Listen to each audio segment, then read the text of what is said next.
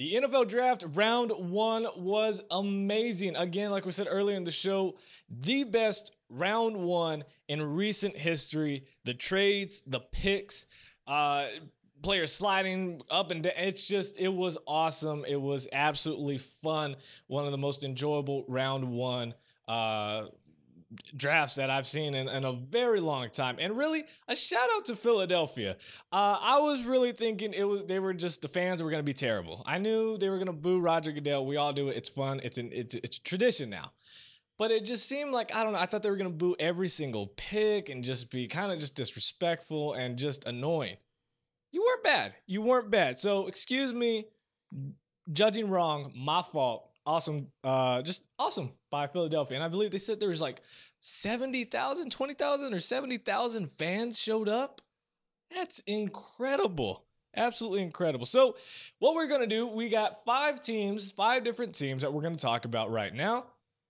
Giving away just some of the things that we just were awesome or just terrible and shocked to see.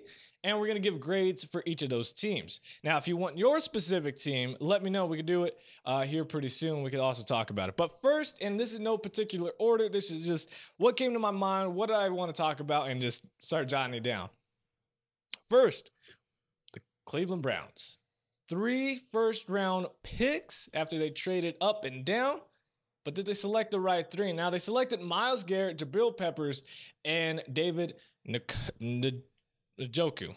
I practiced it, and I swear, I practiced it last night. I practiced it this morning, and right when I got on camera, I still messed it up. Njoku, my fault.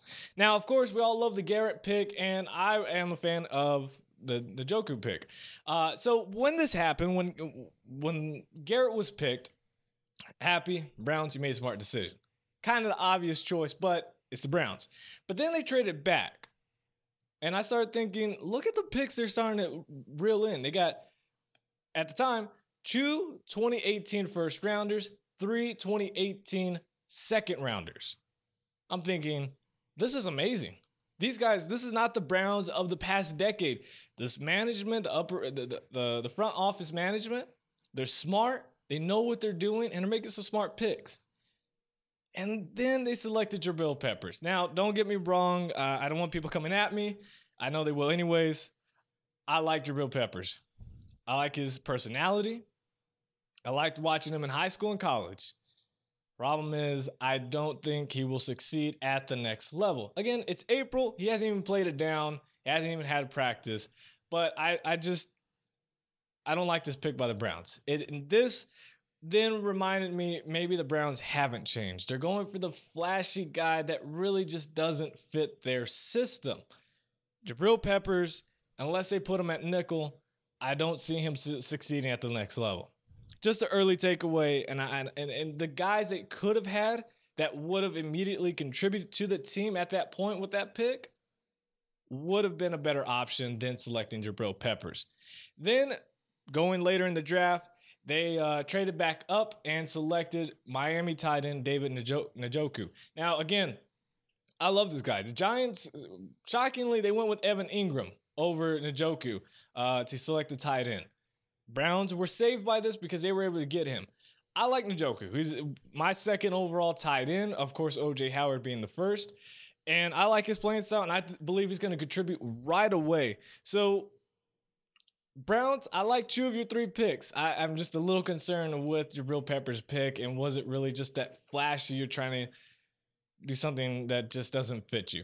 Overall, B+ for the Browns, 3 first-round picks, and they still have a ton more picks to go with in this NFL draft. So, overall, B+ for right now. Moving on, Houston Texans have found their franchise quarterback. Now, they had arguably one of the best picks in the draft, selecting Deshaun Watson. Him sliding down, Texans trading up to get him to select a former Heisman and national championship winner.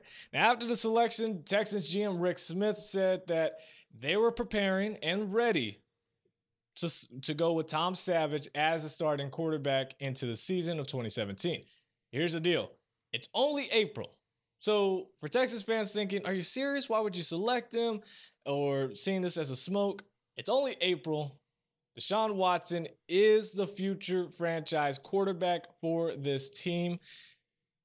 He may not start week 1, but this guy will start for the Texans soon, and he is a franchise quarterback. I love this pick for Houston. An A- for the Texans. They had to trade up, gave away a little bit, but not a bad pick overall. Texans, smart. They get probably the best quarterback in this draft class. He was my number 1 quarterback rated in the draft class. So awesome by Houston. They didn't have to do too much, and they got their guy. Now, if you guys remember in a few shows back, when John Lynch was hired by San Francisco, I said, what were they thinking? They hired a guy with no true front office experience. Well, there's a reason they have their job and I'm doing what I'm doing, because John Lynch outsmarted every GM in the league on his first big night, his first draft night. If you're a 49ers fan, you have to be excited for what transpired last night and looking ready for the future.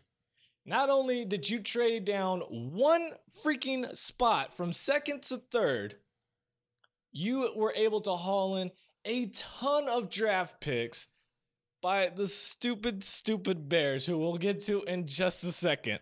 And then they selected Stanford defensive end Solomon Thomas, probably the best defensive lineman in this draft. Again, my number 1 defensive lineman in this draft, the end. You traded him, and then you traded back into the first round to select Alabama inside linebacker Reuben Foster, who is arguably the best inside linebacker in the draft, but fell due to off-the-field and injury concerns throughout the draft night. This was amazing. John Lynch later said that night that they got their 2 of the top 3 guys they had on their big board. Just like that. It was incredible, and he just outsmarted everybody. You got draft picks plenty to go on throughout this draft and for the future of next year. And you selected 2 immediate guys. Now, Reuben Foster is healthy and ready to go and can stay out of trouble. Then you got the best inside linebacker ready to play. Then you get Solomon Thomas, who can be the opposite of Buckner. You've got a defense that is starting to pick up. So I love these picks. John Lynch outsmarts everybody and made me bite my words. 49ers, do your thing. A+ for the 49ers and mainly for John Lynch. Now let's talk to the team who they traded with, their first trade, the Chicago Bears. My oh my. What exactly were you thinking? Like, what was the idea? A month and a half ago, you signed a terrible quarterback to a $45 million deal, $18 million of which are guaranteed in Mike Glennon in free agency. Just to go in throughout the process to say, you know what? Not only do we get Mike Glennon and pay that much money, and don't tell me, oh, it's the market. No. Don't give me that crap. You pay that much, and then you say, you know what? Hey, 49ers, John Lynch, I know you're talking to other people about trading, and they're looking at Trubisky and other guys. Look, we're willing to trade with you. Let's give you half of our draft, and you just own us completely. Can we make it happen? We just want to go up one spot, literally one freaking spot. And here's what you can have. Oh, yeah, sure. Click. And not only did you not select Jamal Adams or Malik Hooker or, at the time, Solomon Thomas, or anybody else in the draft, you selected Mitchell Trubisky, a quarterback that you will now have to pay an estimated $29 million guaranteed over the next 4 years. To what? Sit on the bench? 18 million or 29 million is going to be sitting on the bench. If you wanted to pay that much, I'll suit in right now. I've been throwing to my cousin who's looking to walk on. Hey, I could go in there and throw right now for you guys. I'll do it for $1 million. Just like that. The Bears made the worst decision in recent draft history. That's saying a lot. The Bears, I'm sorry, Bears fans, your team is now screwed for the next 3 to 4 years. This was absolutely terrible. They need help all across the board. They have one of the worst rosters in the NFL right now. And you selected a position of, yes, it's somewhat a need, but you gave up so much for what you could have had. It was so stupid by the Bears. I don't even know how you get an F-, but you got an F-. I don't know how you get one. I don't know, but you did.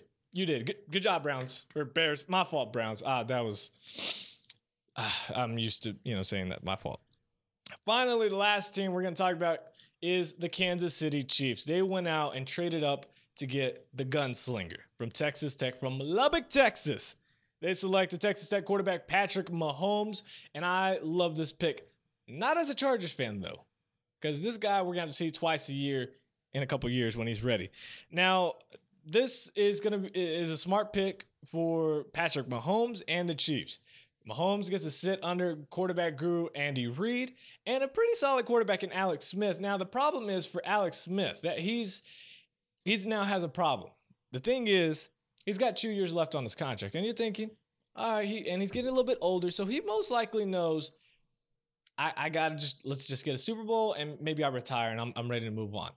The problem is for him is if that doesn't happen and the team feels that he can't get the team over the hump, or they even feel that Patrick Mahomes is ready by the end of minicamp, by the end of training camp, and they feel like he's ready to go, then the Chiefs can cut ties with Alex Smith with no strings attached. He's got 2 years left, including this year, on his contract. No money of that is guaranteed. So they can cut him, no strings attached, and not have to waste anything. And then they have Patrick Mahomes ready to go, potentially. So hopefully that doesn't happen. Hopefully Alex Smith can produce for the team, and Patrick Mahomes can learn under Alex Smith, learn under Andy Reid, and then be ready to go in 2 years. That'd be perfect time. But either way, the Chiefs selected the quarterback with the best arm in this draft, the strongest arm. And AFC West is getting a little bit better. And I'm scared for my Chargers because we selected Mike Williams. Now, don't get me wrong, I like him. Isaiah Jones was my number one wide receiver. There's a lot more receivers we could have got later in the draft. D.D. Westbrook. Of course, names, of course, now slip me. But there's a ton of wide receivers in the draft. And Malik Hooker was right there. Was right there for us. Or Jonathan Allen. I know his injury thing too as well, but Chargers. Or just trade it out. We could have just traded back. Selected O.J. Howard. I know we got Antonio Gates is on the way out. Hunter Henry and O.J. Howard at dual tight ends. Kidding me? What we could have had. Anyways, that's it. How did your team do? Let me know in the comment section down below. Follow me on Twitter at Short Sports Show and become a fan of the Short Sports Show on Facebook. I said that wrong. Become a fan on Facebook, the Short Sports Show. I don't know how to do my show.